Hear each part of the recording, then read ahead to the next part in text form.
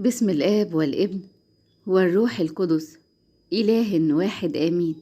أهلا بيكم في قناة أبونا مينا عبود مفرح القلوب. أريحوا رؤوسكم المثقلة على وسائد الرجاء واطمئنوا، الله لا ينام. صوت ربنا ليك النهاردة، اطمن، ربك بيرتب ليك أمر عجيب في الوقت اللي انت شايفه لا يستجيب.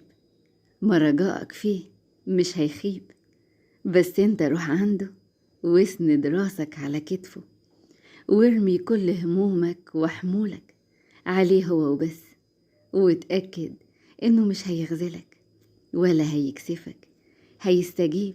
صدق، خلاص هانت قوي، كل اللي انت حلمت بيه راح يتحقق.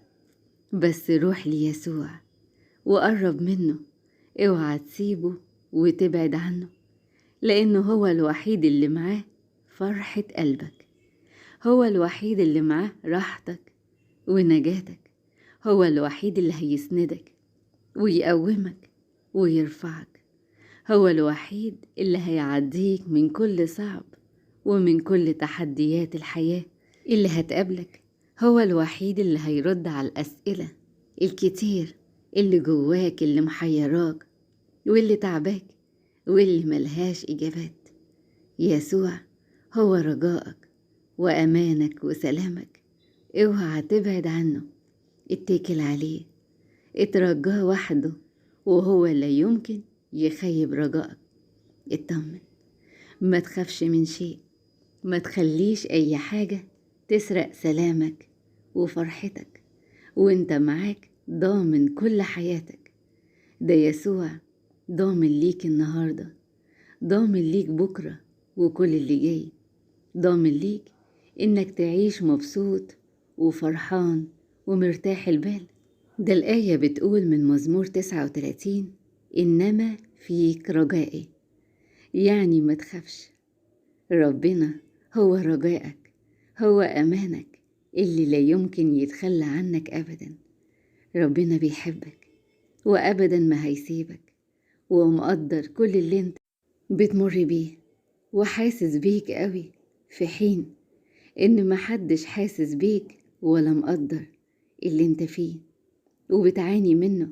هو مقدر، هو عارف، هو سامع وشايف، هو عارف الضغط اللي انت فيه، وعارف مقدار الضيقة اللي انت بتعاني منها، عارف كل حاجة وبيدبر كل حاجة بأحسن تدبير وترتيب وأحسن حلول كمان.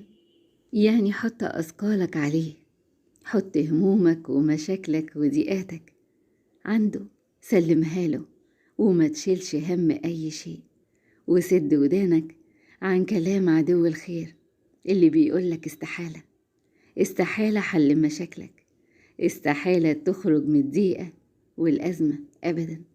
إلهك قوي، إلهك عظيم، هيخرجك من الضيقة، هيحل المشاكل، هيبعتلك الفرج، هيراضي قلبك، لا يمكن يسيبك.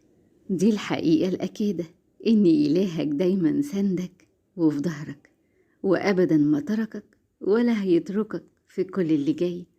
انت ليك أب حنين، قلبه طيب مفيش زيه، ولما تشكيله همومك ما يسيبكش، يقف معاك ويبعت ليك كمان الحلول اللي تبهرك وتفرح قلبك. ما إلهك قادر على كل شيء، وهيدبر لك حياتك بأفضل ما يكون، وكل اللي جاي معاه فرج، فرح، نجاح، تعويض، سداد عوز. آمين. قناة أبونا مينا عبود مفرح القلوب.